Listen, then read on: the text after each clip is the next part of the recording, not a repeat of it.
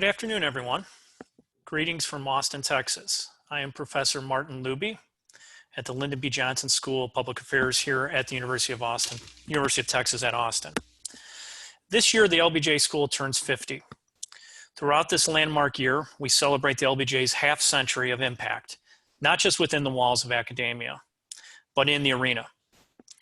Our new live virtual series, LBJ in the Arena, brings together world-renowned experts and people on the front lines, frontline stakeholders, to serve and inform us during this unprecedented global crisis. With me today, I have the pleasure of being joined by Edward DeSeve. Ed was President Obama's special advisor who oversaw the successful implementation of the American Recovery and Reinvestment Act that was passed in 2009. We're going to discuss the largest economic recovery legislation in history, the recently passed CARES Act. And we'll also review the lessons learned from the great financial crisis of 2007 and 2008 in terms of the implementation of a significant economic recovery funding program and how that relates to the current economic recovery efforts. Before we begin our discussion with Ed, I'd like to take a few minutes to set the context of the session.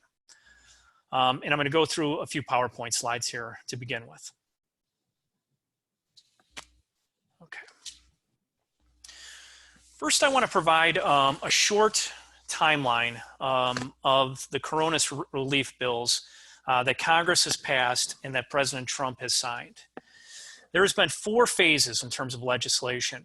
And there's a 5th phase that's been widely discussed in the media and in Congress. At least it's been the beginning discussions of within Congress. The first phase was the smallest. It was enacted on March 6th, 2020. It was $8.3 billion. It was mainly targeted for coronavirus research and development. Phase 2 was enacted a couple weeks later, and this was a bill that was enacted to provide enhanced unemployment benefits and paid sick leave, and it was targeted at workers and families. Phase 3 and Phase 5 are really going to be our focus today in our discussion with Ed. Phase 3 was enacted on March 27, 2020. This is the CARES Act. $2.3 trillion in economic recovery, the largest economic recovery bill in history. Phase 4 was enacted a couple weeks ago. It was almost $500 billion, targeted at small businesses, providing additional funds for testing and additional funds for hospitals. And then Phase 5, this has not been enacted, but it has been discussed. The focus of the discussion so far have mainly been about providing significant additional aid to state and local governments. Speaker Pelosi mentioned yesterday an $800 billion relief bill, $500 billion for the states, $300 billion for local governments. I am wrapping in another aspect to this in terms of infrastructure funding, because an infrastructure bill has also been discussed as a potential economic recovery activity. And infrastructure has been discussed by the Trump administration since President Trump was inaugurated. And certainly the American Recovery and Reinvestment Act offers some lessons learned in terms of infrastructure. This slide really shows you that basically focuses on the types of funding and the recipients of funding under the CARES Act. The left pie is the types of funding. The right pie is the recipients of the funding. And in the left pie, in terms of the types of pie, what you see is the biggest component is loans. And these were loans to small businesses and large businesses. But there were other components to the CARES Act as well, typical components that you would see in any economic recovery: grants, tax breaks, unemployment benefits, and direct payments. In terms of the recipients of the funds, we've got households, businesses, and states and municipalities, and also health providers. Households mainly benefit in the form of direct payments and expansion of social safety net programs like the unemployment insurance program. In terms of the direct payments, this is the $1,200 people would receive if they qualified under the CARES Act. Businesses benefited in the form of tax breaks, loans, and grants, and it should be noted that many of these loans are going to be forgiven as long as the businesses keep people on their payroll. And state and municipalities benefit in a smaller way. There was roughly 175 million provided, 175 billion, excuse me, to state and municipalities, and this was in the form of grants and additional aid. Now let's transition to the American Recovery and Reinvestment Act, because the American Recovery and Reinvestment Act, which of course Ed has expertise in leading, this was the largest economic recovery act in history before the CARES Act. It was passed less than a month after President Obama was inaugurated, and it was an economic stimulus response to the Great Recession, which was caused by the Great Financial Crisis. 831 billion in funding. Ultimately, I think it passed in number was 787 billion, but there was ultimately 831 billion spent under the ARRA. And there was three major funding categories: 288 billion in tax benefits, 275 billion in grants, loans and contracts, and 224 billion in additional spending under the entitlement programs at the federal level. Now, how does the American Recovery and Reinvestment Act compare to the CARES Act in terms of expenditures? And that's really what this graph shows. And what you can see here, the main takeaways is that the CARES Act provided 150 to 175 billion to state and local governments direct aid, where the American Recovery and Reinvestment Act provided funding, but not funding that could be used exclusively for the program that was being targeted at the time. Education and infrastructure was the American Recovery and Reinvestment Act focused more of its attention on infrastructure and education. And in terms of the CARES Act, you can see the big takeaway from this slide is that businesses were the main beneficiaries in terms of expenditures. Also safety net, but in terms of the overall size and the composition of the size, safety net spending wasn't dramatically different between the CARES Act and the American Recovery and Reinvestment Act. But businesses certainly were the largest, represented the largest expenditure. Okay, with that context set, I'd like to introduce our discussant today, Ed DeSeve. And Ed has really truly a distinguished career in finance, academia, and government. In terms of the private sector, Ed was a managing director in the public finance department at Merrill Lynch. And he was also the founder and president of Public Financial Management, which is the largest independent financial advisor to governments. I might add, it's probably the most reputable financial advisor to governments. And in fact, many of or a decent amount of our graduates at the LBJ school work at PFM. In terms of that state and local level, Ed was the special advisor to the governor of the Commonwealth of Pennsylvania, who was also the CFO of the city of Philadelphia. At the federal government level, he was the controller and deputy director of OMB, and he was the CFO of HUD. In terms of academia, Ed was a tenured professor of public management and finance at the University of Maryland's School of Public Policy. And this is only select career highlights. There's lots of other different roles, leadership roles that Ed has taken on. Now, in terms of the ARRA, Ed had three roles. So before I introduce him, I just want to mention these three roles. He was a special advisor to the president for recovery implementation. He was an advisor to the vice president, and he was a senior advisor to the director of OMB. And with that, I would like to introduce Ed DeSeve, and thank you so much for your time, Ed. Martin, I'm happy to be here. And I will have you do my introductions anytime you want. Thank you. Ed, could you first, before we get into the questions, what I'd like you to do, if you can kind of detail your specific roles with the American Recovery and Reinvestment Act, because they were so substantial. The president and vice president decided that it was a good idea for me to have three hats. Why? The OMB hat allowed me to speak with some authority about the things that OMB dealt with. Regulations, for example, indirect costs, things like that, that are inside baseball, but were very important to the governors and to the mayors and others. So that was my OMB hat. The second hat was as a senior advisor to the president. I could speak with some authority about how the president was viewing something in particular. And I got to go to 3 staff meetings every day. I went to the 8:30 meeting that Rahm Emanuel ran as chief of staff to the president. And that was extremely important because sitting there were the head of intergovernmental affairs, the press secretary, and others. And Ron would always ask me, DeSeve, is there anything you need? I could then pipe up and say, I could really use X, Y, or Z. That is, I could use some help with Senator Coburn, God bless him. He died recently, in dealing with the issues that he's raised. The assistant to the vice president was really my most substantive role in the sense that I reported directly to the vice president. I went to his staff meetings, Ron Klain's staff meetings every day. And it was extremely important that I could develop a relationship with him because he in turn was the outreach element of the Recovery Act. The president had lots of fish to fry. There was a New York Times article yesterday written by Glenn Thresh, which does a very good job of reviewing what it was the vice president did and how he did it. And he was terrifically effective. Thank you, Ed. That was great. So let me just ask the first question, and we'll bring this right into the American Recovery and Reinvestment Act. What were the principles that guided the implementation of this? Now, I know that you weren't necessarily part of the development of ARRA. Your main role was implementing it. What were the principles that you put together in implementation, and who set them and who kind of oversaw those principles?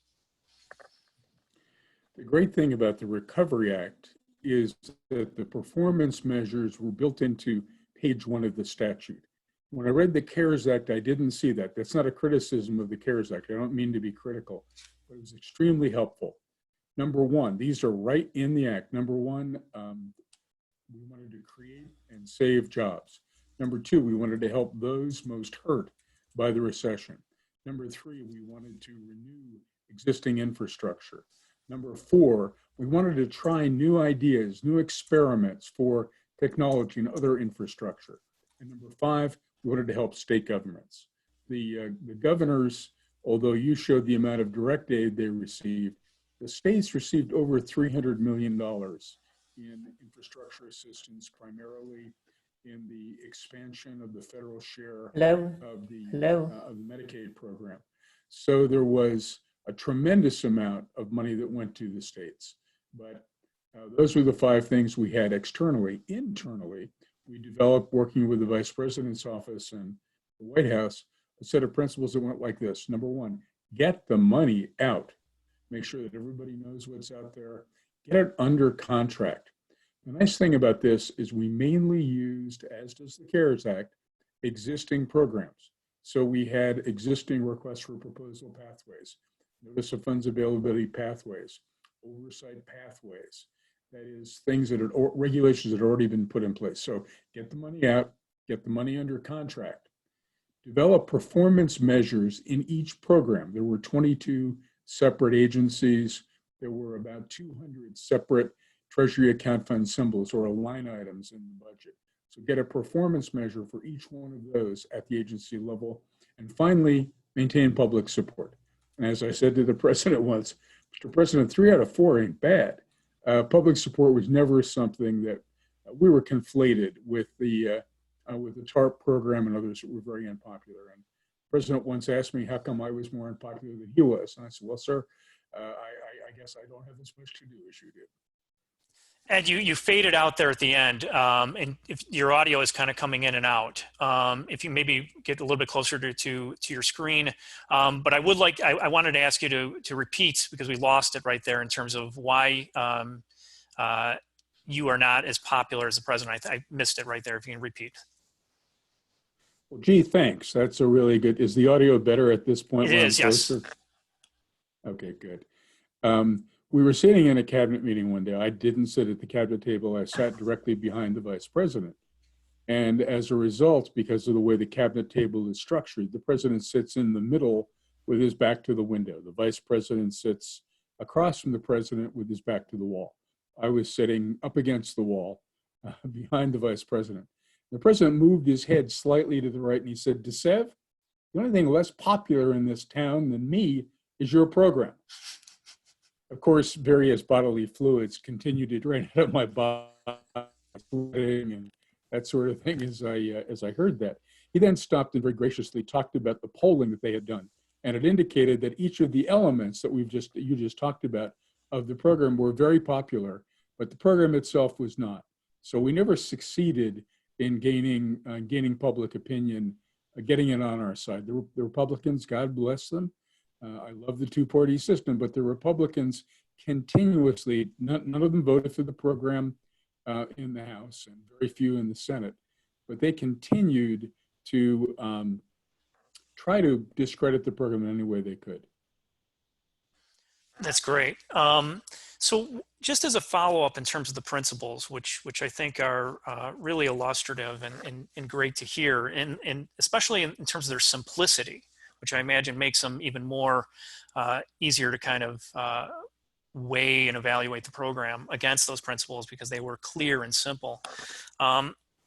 Why do you think these were, while the program may have been not successful in terms of public opinion, why do you think these principles helped with the implementation of the program? It made it very easy. The first set of principles made it very easy to help the general public understand what we were trying to do. We created or saved, according to various sources, over 8 million jobs. The longest recovery from a recession in the history of the nation is the one that we just saw ended recently. So we had a very strong platform in terms of jobs to stand on.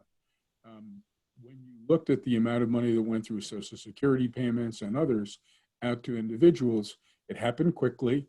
It happened as effectively as possible, more effectively than people really realized.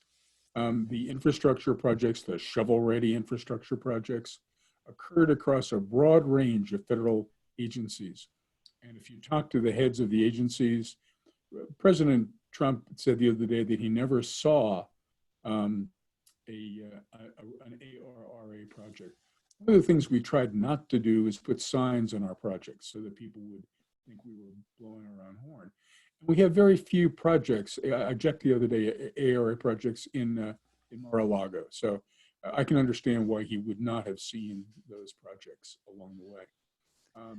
We then invested in new technologies and internet technologies, solar technologies, and others. And finally, the governors were very pleased with the money they got, both the categorical grants that they got for infrastructure, as well as the major increase in funds for the Medicaid program. So we could measure things very quickly. We could talk to people about what we did. It was very easy to do that. The other principles, the internal principles, we committed to getting 75% of the money outlaid, not obligated, but outlaid by the end of the second fiscal year, September of 2010. We made that almost exactly to the dollar. And we were very proud of that, getting the money out quickly, getting it into the hands of those who needed it. So we met our benchmarks along the way. That's great, Ed. I know that you use data a lot in terms of the implementation of the American Recovery and Reinvestment Act. And you also used a kind of a network government structure. And in network government, we talk a lot about at the LBJ school, when we talk about public management broadly and how important it is to utilize networks in providing services and goods to the citizenry. Can you speak to those two aspects, data and the network management, and how crucial they were in the implementation of ARRA? Yeah, I'm going to do it backwards. I saw a photo the other day of a celebration we had about a year ago for the 10th anniversary of the Recovery Act. And I saw all 7 staff members, including myself, who were in the Recovery Implementation Office. That's it. We never had more than 7. At least one of them was a press person because we had to continuously deal with the concerns that came from the press via, in large measure, the Republican Party. Ed, you're coming in and out again.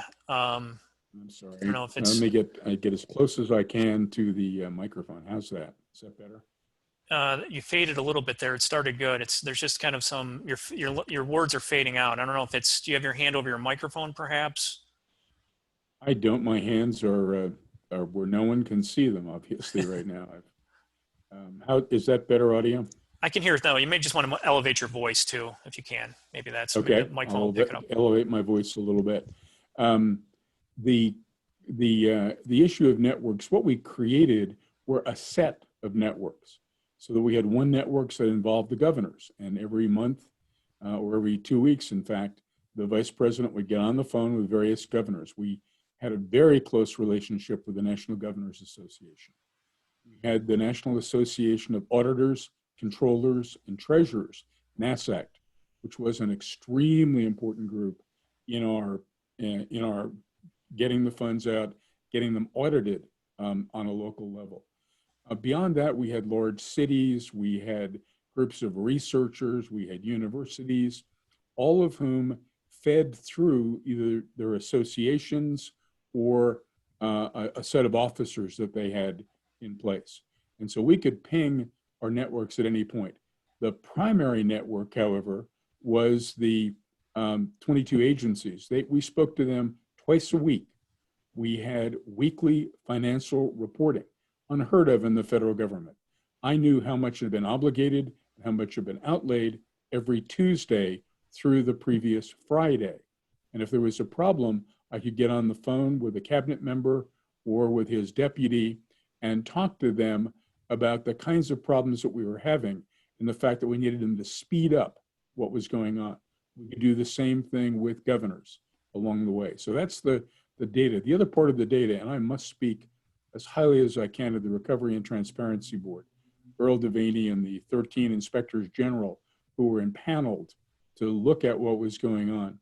They created an unprecedented view of data. We had 77,000 recipients who quarterly provided 95 data elements directly to the Recovery and Transparency Board. They didn't go to an agency. These elements were then geographically sorted, and there was a view that could be gained of mapping that could be gained, so you could find out in any zip code what was going on. Tremendously important to us along the way. So the geospatial mapping component was something that I know, and you just mentioned, that was used to your advantage. Has that technology, that this is 10 years now on since you were doing this, or almost 10 years, I guess. Has that technology changed at all such that we could improve perhaps the implementation of the CARES Act along those lines? Yeah, I'm not involved in the implementation of the CARES Act, so I really can't give you a view of what they're doing. We took an existing grant management system from EPA for their water and sewer program and used it as the fundamental backbone of reporting by the 77,000 recipients. That backbone was then, again, this is all the Recovery and Transparency Board. We helped them out, obviously, along the way. But the Recovery and Transparency Board then took the geospatial coding and did the mapping from it. I can't speak, obviously, unfortunately, the technology was shut down by the Treasury Department right about at the end of the Obama administration. So the records on a geospatial basis are not there. I wish they hadn't done that. Professor Kettle and I talk about this and very fondly and very, we're such geeks about how unhappy we are that happened. There's no reason that a similar methodology couldn't be used, perhaps on an agency by agency basis, for example, with the SBA loans. Certainly the technology is available now 10 years on. Mm-hmm. And of course, that's critical given the size of the SBA loans as a component of the CARES Act. Let me just transition a little bit. So we talked about the benefits and kind of how the American Recovery and Reinvestment Act was implemented. What were the biggest challenges that you had implementing it? And are these challenges any different? That the challenges that you face, can you imagine them being any different than the challenges that the current administration is facing in implementing the CARES Act? One of the things we had was incredible support from the top. The president and the vice president made it very clear to every cabinet secretary that they were very serious about getting this done, and they were watching very carefully what was going on. So the support from the top was critical. I can't tell you what Vice President Pence is doing. I can't tell you what President Trump is doing in terms of making sure that all of these activities, all of the surveillance is really undertaken along the way. So I can't. That's a place where I just can't. I can't be clear as to what's going on in the CARES Act versus what went on in the Recovery Act. So support from the top. Everybody was paying attention. They knew that this was make or break for President Trump. The Republicans. The problem we had was the Republicans continued to try to embarrass the president using this program. As Mitch McConnell famously said, my job is to make sure that Obama's a one-term president. I'm quoting. That was a real roadblock. The lack of bipartisanship was a real roadblock. It didn't go down to the governors. So when we talked to Rick Perry in Texas, we talked to Haley Barbour in Mississippi. These are very partisan Republicans, God bless them. They were very happy to talk about the nuts and bolts of the program, how it was working, how they could do more or less in certain areas. So the partisanship was a big problem, but the support from the top was a big help. And as we go through thinking about what's necessary to make any program work, we hit a lot of rough patches in the road. We hit some situations where we were doing new things. And when you're doing new things, some of them aren't going to work. So it was necessary for us to go back in some of these programs and rewrite the regulations that existed. But by and large, I think you look at GAO reports and others. I apologize for my phone ringing in the background. You look at the GAO reports, and we were not burdened by the kind of mistakes and fraud that you might expect along the way. That's great. Ed, can you speak to, for a lot of people, the idea, and you mentioned the term before, shovel-ready projects, is almost a pejorative. Can you speak to some of the challenges of working with the states and local governments and getting those projects up and running as quickly as possible as they were supported under the ARRA? Yeah, it wasn't as hard as you would think. What we did is we took the pipeline of existing projects. So the Federal Aid to Highways project has a 5-year pipeline. And we said to the states, okay, take year 2 and do year 2 in year 1, take year 3 and do it in year 2. And they were able to advance those projects very quickly. Again, an individual project may have an environmental concern, in which case they replaced it with another project. So the same thing was true in water and sewer, where we took the existing pipeline, pardon the pun, of water and sewer projects, and we advanced those to make them work along the way. So where we had those kinds of projects, those kinds of infrastructure projects, typically we simply advanced the queue and had other projects done first that would have been done later. The idea that every project was ready at the outset of the program is silly, because there's a series of processes that have to be gone through to bring the project into focus. But by 5 or 6 months in, those have been gone through and construction was started, and you could see where construction was started. Right.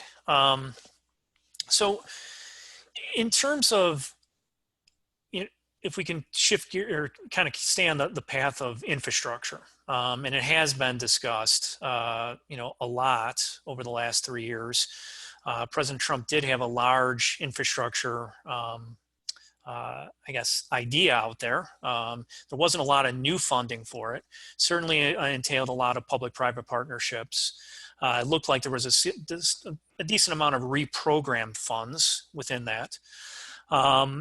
What should in your view, given your experience implementing a large-scale infrastructure program, because American Recovery and Reinvestment Act had a major component of infrastructure, what should the infrastructure bill look like in terms of the size, the scope, the types of projects that the Congress should consider as it contemplates going down this path? I want to be very careful because I haven't done the research necessary to really answer your question specifically. The specific answer to your question is we need to reach out to the state governments. We need to reach out to regional entities and to private sector organizations and inventory the federal programs that need to be fully resourced or increase resources. We also need to develop some new tools. Some of the states have developed things they call public finance authorities. These authorities have power to, across a broad region, issue debt.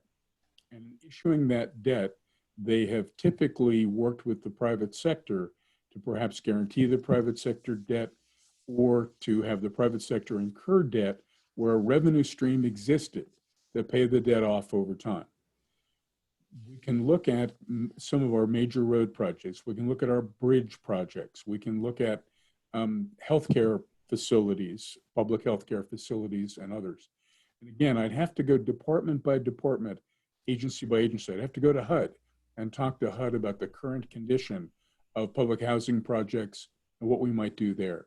So number one, specifically talk to every federal agency. Number two, talk to the governors and regional leaders about new mechanisms that can use things like federal loan guarantees. I've recommended in Puerto Rico, and nobody ever took it up, the use of a taxable municipal bond in Puerto Rico, guaranteed by the federal government. The interest rates would be extremely low. The guarantee fee would be such that there would be no impact on the federal deficit. But we could turn Puerto Rico's debt into taxable municipal bonds where the federal government would collect money on them, guaranteed by the federal government at a very low rate for Puerto Rico, lower than they are now, with a guarantee fee that would pay for them. There are ideas like that that we need to think through very carefully. It can't be business as usual. It has to bring the private sector in, but it has to work with the federal agencies, and it has to work with the state governments along the way. So those are the kinds of things that I would do in an infrastructure program. Again, I can't specifically say, oh, we need $12.3 billion for so-and-so. That's an inventory that has to be done quickly at the agency and state level. Great. And if we could talk a little bit about the mechanisms. So the taxable municipal bond idea is a great idea. What about some of the other direct loan programs that the feds really accelerated really under President Obama's leadership? The TIFIA program and the RIF program. Do you see a role for those as a way of the federal government to provide additional capital to state and local governments beyond, traditional municipal bond market? Absolutely. I think the federal government has taken a bold step, and maybe too bold a step. We'll see debt to GDP go over 1 times GDP, I think, very shortly. What people have to realize about the debt of the federal government is the debt is only designed to pay for the deficits as they occur. They don't incur, the federal government does not incur debt for capital purposes.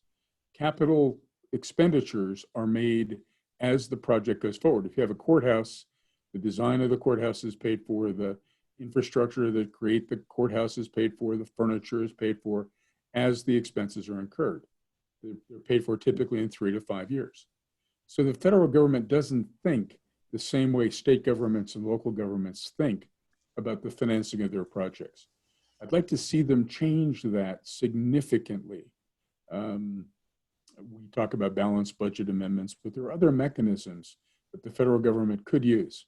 And in talking to state governments and talking to local governments, I think they can be advised and make some progress looking at what these entities have done and join with them, whether it's TIFIA, whether it's Tiger grants, whatever the flavor of the month is. There's a new funding bill coming up, and we'll hear somebody's favorite acronym in that funding bill for highways. But I think that all of these programs should be brought to bear in a coordinated, thoughtful way by a specific group that's charged with doing that by the president, just as the vice president is charged with the oversight of the COVID project. I think there should be a single individual or small group of individuals who are responsible at the federal level for doing that within the context of the roles that they have already. It could be the Treasury Secretary, it could be the DOT Secretary, it could be the HUD Secretary, but a small group that identifies the projects, identifies the sources, works with the people who need the money, and get it out the door. Great. I don't want to stay too much in the weeds in this, but I do want to ask you this question because you were part of this program as well in terms of financing sources. The Build America Bond Program, very successful in terms of the size of it. Bonds issued between 2009 and 2010, 181 billion in BABs were issued. The program did sunset in December 31st, 2010. President Trump seemed to show some interest in having a direct subsidy program like that. Certainly President Obama, there was subsequent attempts to kind of resurrect a BAB-like program. Do you envision, or would you support that type of taxable bond program as a way to expand potential sources of capital for state and local governments?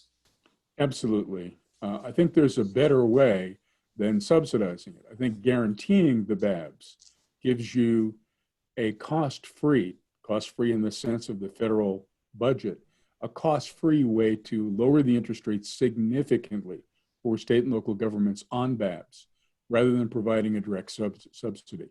And so I think there are better ways to do BABs, but I think BABs are very important. Right now, the municipal bond industry is limited because of the limits for which they can use financing. They can't use it in various kinds of economic development projects. So having taxable BABs as opposed to tax-free financing for these purposes is a really good idea. How they're structured is a conversation we need to have collectively, again, with the cabinet agencies, Secretary of Treasury, and the various governors as to what would be most useful. Governors, I apologize, governors and mayors. We want to have both of them at the table. The governors are more of a wholesale operation in some respects than the mayors are. Great. Let me shift gears, and I want to open this up to some questions that people have put in the chat box here. And if we could shift gears back to the American Recovery and Reinvestment Act. In terms of your data, your tracking, Ed, did you track the benefits of this program in terms of release of funding to marginalized communities? As well as there's geospatial tracking in terms of people that probably, or at least communities that probably needed the benefits more than others. Did you track the spending in that way at all? We did not at the aggregate level do that. Some of the agencies did it. Obviously, the folks at EPA did it, the folks at HUD did it, et cetera.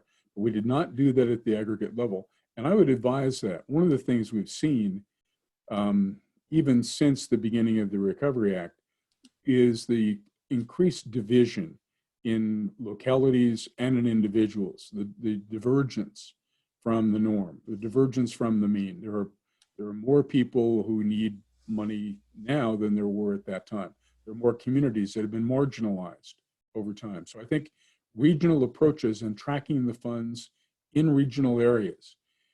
When COVID goes away, or at least becomes dormant, we're going to need an extraordinary effort, region by region, place by place, that we don't have now. And I applaud what Governor Cuomo did. I applaud what Governor Newsom did in terms of bringing the regions together to talk about how they would reopen. Now, let's bring the regions together to talk about the resilience to how they will deal with those issues over time. Judith Rodin, former head of Rockefeller, wrote a wonderful book on resilience. It's called The Resilience Dividend. If you haven't read it, you really ought to read it, because it should be a roadmap going forward for what happens at the end of this epidemic, or at least when it's contained. That is great. I have another question here, Ed, and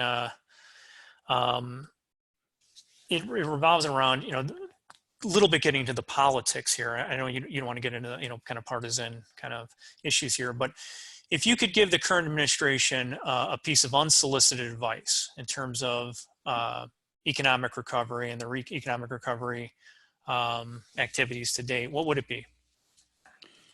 Embrace oversight. Embrace the inspectors general. Now, I'm not going to say that I would embrace Earl Devaney, because that would be really ugly for the two of us. We're both relatively large guys. It wouldn't be pretty. But embrace oversight. We had pre-oversight as well as oversight. So God bless him. The head of NIH would carefully look at each grant before it before it went out, we would not have given money to the Los Angeles Lakers. We would not have given money to major Ivy League universities. We would not have given money to pancake houses, to be perfectly honest with you, because we had screening in place that made that impossible. So pre-oversight and then post-oversight, we looked very carefully at every one of the 77,000 entities to see what was going on. We did fraud mapping that was not public, that looked at where the fraudsters were doing fraud, especially in Medicaid. We caught a lot of people in Medicaid along the way. So embrace oversight would be my first recommendation, my strongest recommendation. Great, that's great. And can you speak a little bit more about, because I know you worked with the Inspector Generals, how can the current administration leverage those Inspector Generals, even more specifically, to address these issues of oversight? There's two things. One, they have to embrace the Inspector General at each agency. So the SBA Inspector General knows SBA better than anybody else. Secondly, I believe there are some special central resources for the overall Inspector General complex. I believe there's some money that's been appropriated and an individual who is supposed to take on a central clearinghouse role. Again, in both cases, you have to have the macro guy who's making sure that resources are allocated where they're needed, but you also need the micro guy, the guy or woman inside the agency who can tell you exactly what's going on from years of experience, along with their deputies and their investigators. So working at both levels, the micro level, agency by agency, and the macro level, making sure resources move, are exactly how they should be working with the Inspectors General. That's great. We have a couple other questions here. The first one is just a clarification question, Ed. Could you state, the book is Resilience Dividend, I believe, or Resiliency Dividend, and who is the author? Judith Rodin, R-O-D-I-N, former president of the University of Pennsylvania, former president of the Rockefeller Foundation. Okay, great. Thank you for that. We have another question. Again, I don't get any money for that. It's a straight play. I haven't seen Judy Rodin in a long time, and she's a terrific woman. You just wrote the foreword to it, probably, right? No, sir. No, sir. Joking. There's a question. We have a question about the CARES Act again, and recognizing that you're not part of the implementation, but the question relates to whether you think that the structure of the CARES Act is going to be kind of a new paradigm of how we provide aid in the future when we have to do these economic recoveries. I think each economic recovery is going to be unique. One of the things that I thought was terrific in the CARES Act was the extension and increase in unemployment benefits. Unfortunately, there are some individuals who aren't covered by unemployment in the gig economy, and I wish we could help them more. But getting the unemployment benefits ramped up, getting them extended was terrific. Again, we were trying to make sure that we could bring jobs back to the economy swiftly. What I think the CARES Act is trying to do is make sure that entities, businesses in particular, have enough money to operate. We weren't as worried about individual firm bankruptcies. We saw that the jobs were leaked out across many entities. We didn't have places where they were shuttered. The entities were still open, they just weren't able to hire as many people because the economic activity wasn't as great. So we're trying to increase economic activity at the same time that we were making money available to individuals.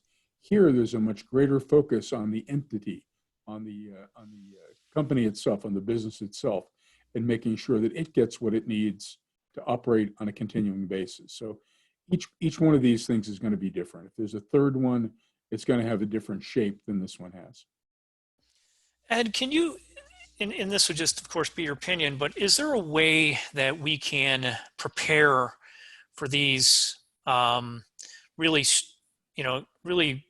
difficult exogenous kind of shocks that we've gotten? So in the last 10 years, we've had two of them in terms of the global financial crisis and now, a pandemic. is there a way that we can prepare better? And when I say prepare better here, I'm talking about the economy or financially, so that we don't have to be reliant on these huge stimulus measures. So instead of being so reactive, is there ways that we can be proactive? I'm going to defer on one of them to my friend Ron Klain, who is an expert in pandemics. And I think we could have been significantly better prepared to deal with this health crisis than we were. But I defer to Ron. Ron was the czar in one of these crises, and in Ebola, and did a terrific job in making sure that it did not have the same kind of effect that COVID is having. So we need to work around the world with the World Health Organization. This is not the time to defund the World Health Organization, my goodness. With the World Health Organization, with the United Nations, with the G20, with all the groups that are out there. Work as carefully as we can in diplomatic ways with the Chinese so that we understand how we can help each other contain a disease that we both care about. So I think that again, it's networks. We need to reach out through the diplomatic channels that we have and make sure that we're understanding the potential that's out there. We have an early warning system that gives us an ability to understand it. In terms of financial panics, there's another book. I'm not going to give you both authors, but it's called "It'll Be Different This Time." I'm not going to give them to you because I can't remember them. "It'll Be Different This Time" is the name of the book, and it takes you back, just as Extraordinary Popular Delusions and the Madness of Crowds does, takes you back to the South Sea bubble and others, and talks about the fact that financial change, financial problems will occur in some cyclical way. And what we have to be able to do is anticipate what that financial problem is. We should have been able to anticipate the bubble that was occurring in bank lending when the financial crisis occurred in 2008, 2009. In the lack of footings, the lack of capital available to investment banking firms. We found that Bear Stearns went out of business. We found that others went out of business because they didn't have the right amount of capital. So we learn from each of these, but there'll be another problem at another time, and we're simply going to have to be ready. One of the things we should do is, in good times, we should pay down the debt of the United States in good times so that we have a capacity to borrow when we need it. We didn't do that. We didn't do that at the end of the Obama administration. We didn't do that in the Trump administration. I'm very much in favor of moving toward a balanced budget. I was part of the last balanced budget in the Clinton administration in the late 90s. And it was hard, but we got it done. We actually had the debt clock go backwards for a while. We need to do that as well. Yeah, and that's a great point. I mean, we were at 984 billion deficit in February 2020, and that was the expectation from the CBO, and obviously that's gone up 4 times that level since all this COVID-19 funding. Ed, we have a question here about federal funding for mental health. That's something that's different here, although there certainly was mental health implications of the economic crisis and the great financial crisis. But here it may even be more acute.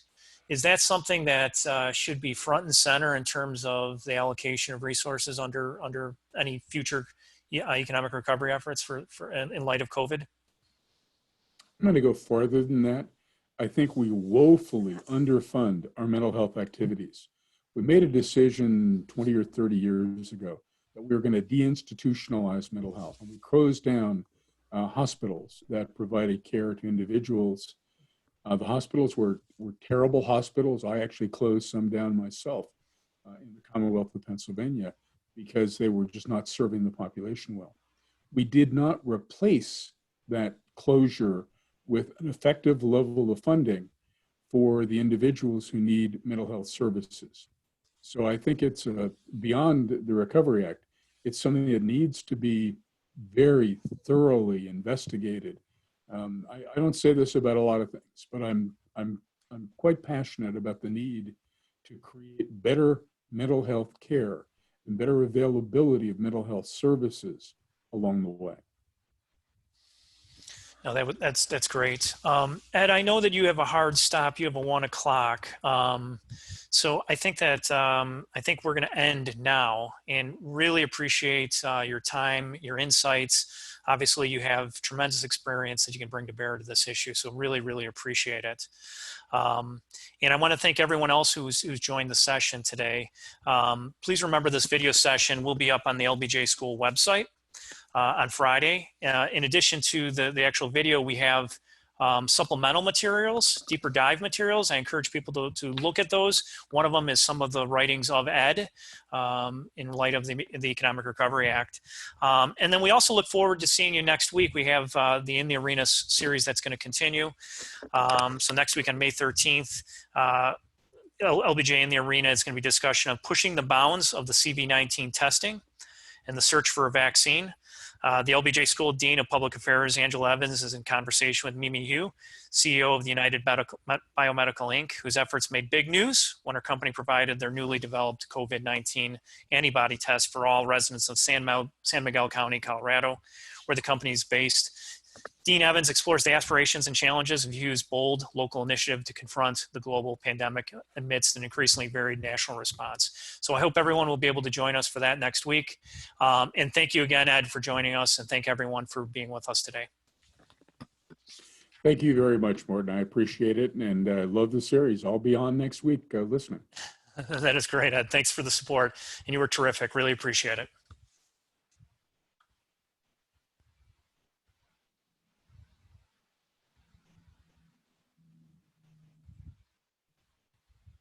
I think